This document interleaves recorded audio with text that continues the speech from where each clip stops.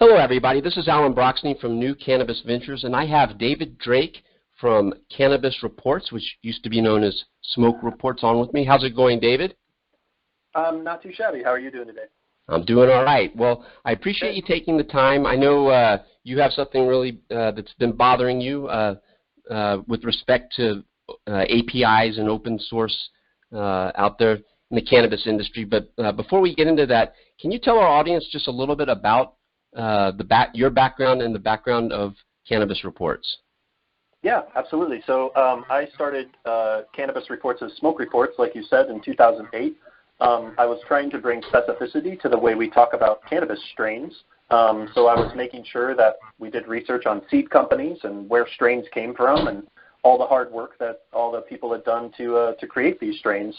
And then a few years ago, I was sort of waiting on all the big information companies to bring that level of specificity to what they do and what they talk about, and nobody seemed to take up the reins. So we talked to a lot of businesses and built a lot of cool software, and now we're running Cannabis Reports, and we've organized 25,000 strains, extracts, edibles, products, and include all the information about all the really hardworking folks that actually created them and bring them to you. And so just so our audience understands, you're providing data, and I know we spoke earlier, and your business model is you're charging producers and retailers for services right now. But can you explain to everybody about your philosophy of open source and what exactly an API is? Yeah, sure. So an API is an application programming interface. So it basically allows two pieces of software to talk to each other. So one business can create software and talk to another business about individual things. And so having open standards and an open way for those businesses to collaborate and for those pieces of software to talk together is a really important thing in any industry. And so what we've done at Cannabis Reports and what we continue to do is promote open standards for the way that we identify and talk about all the different pieces of the cannabis industry, whether it's producers and companies, as you said, or retailers, or the flowers and extracts and edibles on their shelves. All of that data is open and available, and we've created a language that allows us to all talk about it in the same way. So currently you have some companies that are paying you for services that you're providing, but I want everybody to understand, you're providing this data to anybody that wants it free of charge, right? Absolutely, yeah. So the companies get to manage and make sure that their data is correct and make sure that their descriptions about their products are correct, their lab tests are available, and then that data is available for anybody to do research on, to create their applications on, create their websites on, or to just enrich their current businesses and applications with a lot of the cool data we have. And keeping that open is very important to us. And you guys are the only ones right now that are pursuing this open architecture, right? Yeah, there was other people in the space who have kind of sort of created APIs, but they are very restrictive or not very well documented. And we are 100% from the ground up open about all of our information and the way that it's structured. Okay, and so that gets us to the crux of the conversation today. And I know you guys are pretty irked about what's happened recently, but can you explain the recent history with the Leafly API and why you're so upset with what's recently transpired? Yeah, so as I mentioned, I created Smoke Reports in 2008, a long time ago, and other companies came out, over the past 5 to 10 years or so and claimed that they were the world's leading information resource for cannabis. And I would have hoped that with titles like that, they would have taken it upon themselves to develop good APIs and good tools for technology and for cannabis. And what we've seen is that one of the biggest information providers out there, Leafly, has recently just taken away access to their API with very little notice to developers and with zero responses about questions as to when they can expect it back up or how they can get access to it. They've just taken the rug out from underneath everybody using it. And as somebody who's been in the industry for almost 15 years, and I've seen information be taken out from the space before, it feels like we're doing it all over again with other websites that have existed. And that's just not okay because we need to have a good open source of data that we can all build upon so that we can all discuss things at the same level as an industry. So from the perspective of people in the industry, whether they're producers or retailers or other parts of the industry, what has been the impact upon them from Leafly suddenly pulling back the API?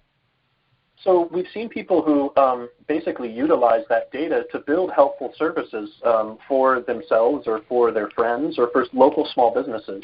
So a perfect example is we had a gentleman in Portland who was using the Leafly API data to be able to give information to a group of patients about where they could find individual pieces of medicine.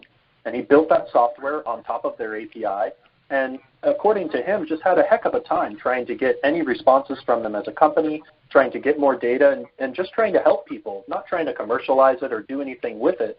And so by them just taking that out from underneath him, he had to look elsewhere now for patients that have real problems that he developed real tools for. He was left without any option, and so we were able to step into the space and offer even more data than he had before.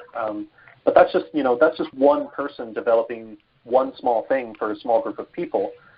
We've also, since the shutdown, have had companies in India and companies in Europe and companies throughout the country contacting us and figuring out how they can enable the API, because this data is very important and it's an emerging industry, and we need to have a good way to talk about things.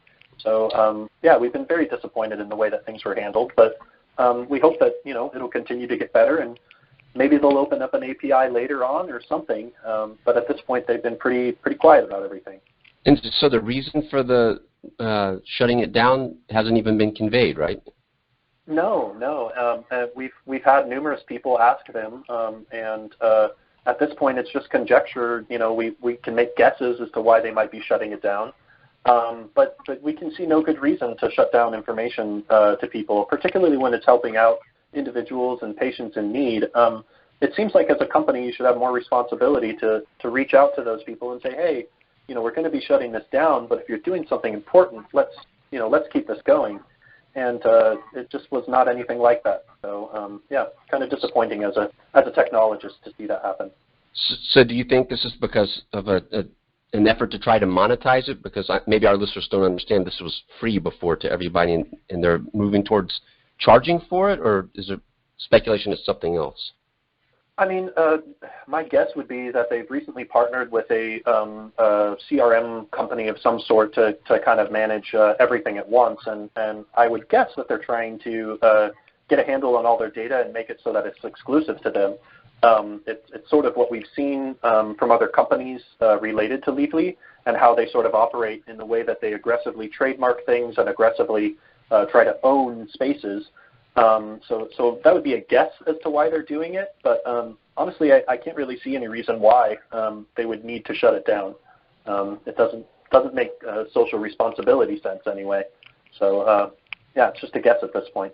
I see. And so, as upset as I know you are, in some ways this could end up being a positive to the extent it drives adoption towards you guys. But can you go ahead and assure everybody that your system will always remain open? Absolutely. I mean, one of our tenets about our business is that we operate about software and about data.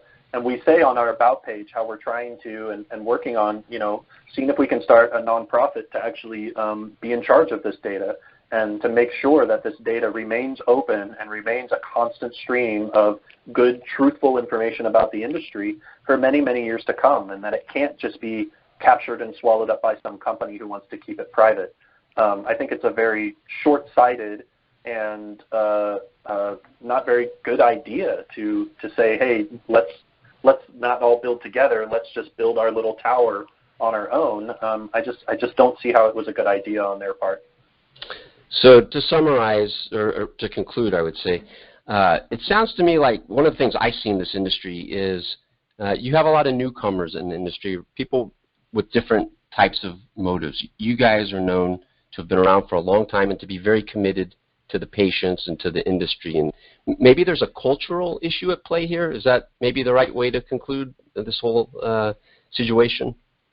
Yeah, I'd say that's a decent possibility to talk about it. If you look at the history of where these companies come from and the way that they've acted and the way that they've been with the community, you can see that there's a trend of sort of a very business-focused, kind of an MBA attitude being brought to a cannabis space that is very much about community and about sharing and building together. And frankly, cannabis did it for decades before without these websites. And so you can either understand that and embrace that and move forward, or you can try and put a wall in the way and hope people climb over it. But I just don't see the cannabis industry or the community wanting to do that. So I think that open and responsible is the way to move forward. Okay, well, David Drake of Cannabis Reports, thank you so much for sharing your perspective with the new Cannabis Ventures community. Thank you. Absolutely. Thank you so much for having me. I appreciate it.